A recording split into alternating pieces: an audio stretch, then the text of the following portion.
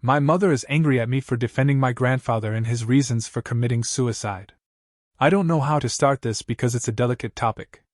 My grandfather, M79, and I, F20, had a very close relationship. He spoiled me and taught me many things about life that my parents never taught me, so I always saw him as another father to me. My mother, F50, his daughter, is the second of a total of 4 siblings. She also had a good relationship with my grandfather until all this happened. A couple of days ago, the police called our house saying that our grandparents' house was being raided because of a strong smell inside. It turns out they were the corpses of my grandmother and grandfather, next to it a suicide note. The note in question was addressed to my grandparents' children and to me, who was their eldest granddaughter. It said that she found out through letters that my grandmother cheated on him decades ago and that his eldest son, who she considered his firstborn, in reality, was very possibly the affair's son. Heartbroken and with his gun in hand, my grandfather confronted my grandmother and ended up killing her, and later wrote his letter and committed suicide. His letter ended with him apologizing to everyone, saying that he does not hold a grudge against his son and that although he has her blood, he will always be her son. After reading the letter, I started to cry. To be honest, my grandmother's death didn't affect me that much. She was always very bitter until her last day. But it was different with my mother. She was angry with my grandfather and didn't stop insulting him in front of my dad and me for what he did.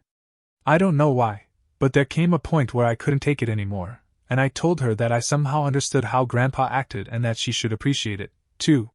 I told her that I understood Grandpa's regret and that if I were him, I would have been very devastated and would have done something stupid too. My mother got angry at me. She yelled at me and tried to slap me, but my dad stopped her, told her that I was old enough to understand these things and that she couldn't punish me for having my own opinion on these sensitive issues. My mother ended up going to her room. I started to cry because of everything that had happened. I cried like a baby. I felt sad for my grandfather. Thinking about everything that had to happen in such a short time makes me even worse, and it makes me sad that none of his children is trying to understand him and is putting all the blame on him. Because the bodies stank, they sent them to be buried as quickly as they could. I didn't even have the opportunity to say goodbye to him. I am devastated, and my mother does not speak to me. I don't know whether to apologize for giving my opinion for being at my grandfather's side or let everything pass. I'm sorry for the mistakes. English is not my first language. How my long-term relationship came to an end. I, 23M, had been dating 22F for 4 years. Let's name her Jamie. I will only try to chronologically get into the details I considered as highlights. She's a lovely lady I met in my senior high year. She was junior high then, and we were in the same public school. The first time I saw her, she was buying ice cream near our building. I never thought she would be a big part of my life because we didn't interact when she bought ice cream, and I waited in line. I met her through a female friend. I was introduced to her, but I was not having it. Later that evening, I tried to look at her profile on Facebook and found it. I chatted with her right away because I thought it would be nice to have a new social life since I just moved in from another province. She's responsive to my messages, so I decided to put in more effort to get to know her better. Day by day turned into month. In February 2017, I asked her during my prom night. I sneaked out of the school and told her to meet me at the boulevard. A few minutes later, she arrived, and I asked her to sit with me. I asked her to open her arms, grab and hold it. I still remember how warm it felt to hold her arm that day. She was trying to conceal her emotions. I could see that she was a bit overwhelmed because it was her first time. We were not officially in a relationship then, but it was the first remarkable day. She told me I was confident to grab and hold her hand that way. We took pictures of our shoes together, side by side.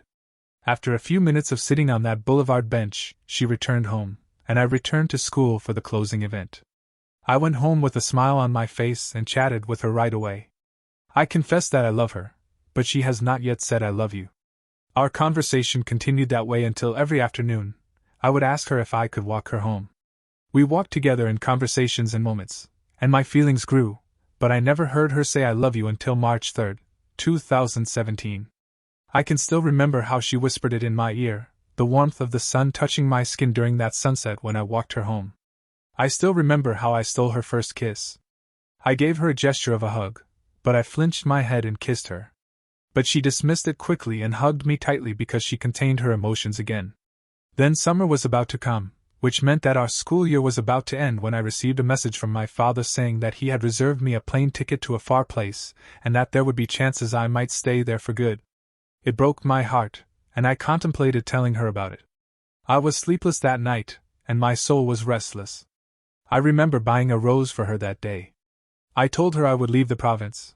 I asked the old lady who sold the flower to wrap the flower to avoid getting any attention. I gave her flowers, and she hugged me, sobbing.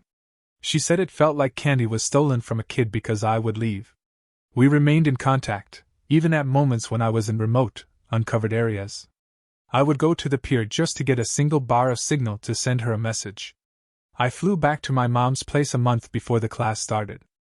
I couldn't return to my brother's space immediately because I had no excuse since there was still a month of vacation. After nearly 3 months of not seeing her, I was determined to see her. I just texted her that I was coming to see her. My hometown was 2 hours of ride in van and another hour and half of bus. I remember doing it weekly just to be within the hour for at least a few hours or half a day. The ride was rough and expensive, but it was all worth it. I went home broke and happy. Until another school year begins. She met my parents when I graduated senior high. She wore a pretty dress and a smile that couldn't be hidden. My parents and my brother, sister-in-law, niece and nephew liked her. We ate at a restaurant, and then my parents drove Jamie and me to my place. It was a good run of 2 years when I enrolled for political science at a university near her, and she's in senior high school. It was on and off due to her jealousy and insecurity that I might find another woman. I never did. Even after class, I usually went to her school so we could still walk together. Usually, I wait for her until 5 p.m. We still enjoyed our little snack and shared stories before I walked her home. Then I go home tired but happy. Then the pandemic struck. I was forced to go home before the lockdown, and I never got to say a proper goodbye to her. A lockdown of months turned into 2 years. I never got the chance to travel because of strict health protocols for traveling from province to province. I remember her breaking up with me in December, and I got angry. I was a broken soul at that moment. All her friends hated me for giving her heartache. Share your thoughts in the comments and follow for more interesting stories.